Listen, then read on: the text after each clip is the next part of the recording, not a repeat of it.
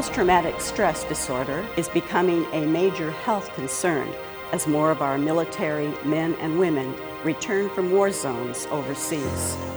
Studies indicate that as many as 1 in 5 service members returning from Iraq or Afghanistan suffers from major depression or combat stress.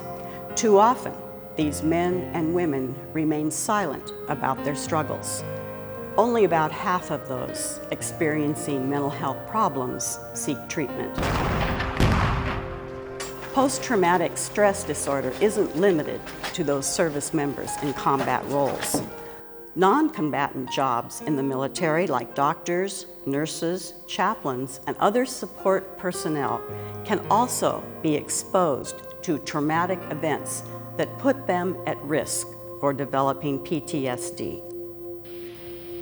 Toni served for 25 years in the Navy as a physician's assistant, treating both military and civilian casualties at combat field hospitals in Iraq. We went into Iraq and arrived in Fallujah. I went there in the capacity of a physician assistant with a surgical hospital team. We're on the healing side of the house. We're not combatants.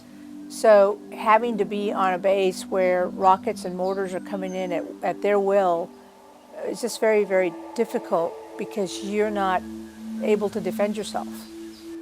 Very few of us on the team had ever been in combat. This was a new entity to us. We've seen trauma before, but never to this extent. I remember this young Marine came in and he was pretty badly burned, and I was on duty, and that particular case really has always bothered me, has always been very close to my heart. There were many terrible, terrible things that happened there. War is hell. War is terrible. I never felt that I was going to die in Iraq. I knew I was going to come home, but it doesn't erase the trauma that you feel. For some people, the symptoms of PTSD will appear almost immediately following a traumatic event. But for others, symptoms can take several years to develop. Symptoms of post-traumatic stress disorder may include repeatedly thinking about the trauma, intrusive thoughts about the trauma, flashbacks and nightmares may occur unexpectedly or when something triggers memories of the event. Being constantly alert or on guard. A person may be easily startled or angered, irritable or anxious, and preoccupied with staying safe. Some people find it hard to concentrate, difficulty falling asleep or staying asleep, and physical problems can occur. Sleep was probably the worst deprivation, is that you don't sleep very well. But it wasn't till my family started telling me that I was short-tempered, that I was angry, that I was not myself, that I thought, what are they talking about? You know, I'm fine. You know, I'm not hurt, I'm fine. And I was kind of pushed to get care. The Navy initially said, yeah, you have PTSD after they evaluated me, and pretty much said, here's some pills, it'll be okay, you'll be fine. And I thought to myself, well, if I have PTSD, taking a pill isn't going to correct this problem. So after I retired, I then am eligible for care at the VA, and I was screened again, and there the VA said, the psychiatric staff said, yes, you have PTSD, we want you to come into group therapy and do that. And unfortunately, they put you into group therapy, or they put me into group therapy with patients that had nothing to do with combat exposure.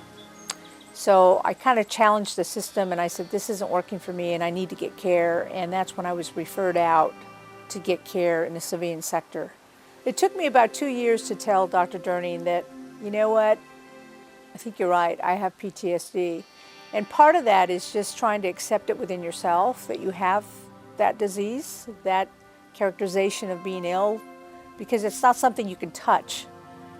I think that the ancillary service members, the non-combatants, the chaplains, the nurses, the doctors, the PAs, the administrative side of the house that do all the administrative work, I think that those individuals, a lot of them have PTSD and don't want to admit it, don't want to accept it. And they're not the ones that are being focused on. Most of the PTSD therapy and research is being done on the combatants. You know, we're just as human as everybody else, but because we didn't have to fire a weapon, the trauma of the hospital and seeing all that trauma coming in is just horrifying. The chaplains, they're going everywhere from unit to unit providing ministry, and they also have PTSD. I don't know whether a lot of them admit it, but you know, that's the first step, is admitting it. You know, my PTSD is always with me. It always comes up. Some days are worse than others. I was out on a golf course and a helicopter came overboard and I lost it. And there was no reason for that. It's just the sound of the helicopter coming over.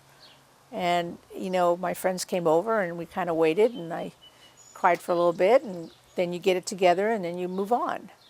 So the idea is not to let it become such a factor in your life that you can't function.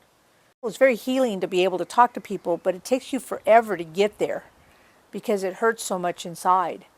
But now people will ask me to talk about it, and it actually feels all right to be able to talk about it. And that's part of the healing process, I think, because when I first came back, I couldn't talk to anybody about it. You know, people need to understand that if a loved one says to them, something's not quite right, and they know you've had some sort of PTSD exposure, the war, a trauma of some sort, get some help, because it can get better. Post-traumatic stress disorder is a reality for many of our returning service members, but things are changing. The military is beginning to encourage people to take their symptoms seriously and to seek help. With early detection, the disabling symptoms of PTSD can be treated and need not lead to lifelong problems. An individual's faith and spirituality can be an important part of the healing and recovery process. Our faith communities have the opportunity to be part of the support team for returning veterans and their families. Clergy and members of congregations who are aware of the symptoms of PTSD will be better able to provide the support that leads to the help, the healing, and the hope that all our returning service members deserve.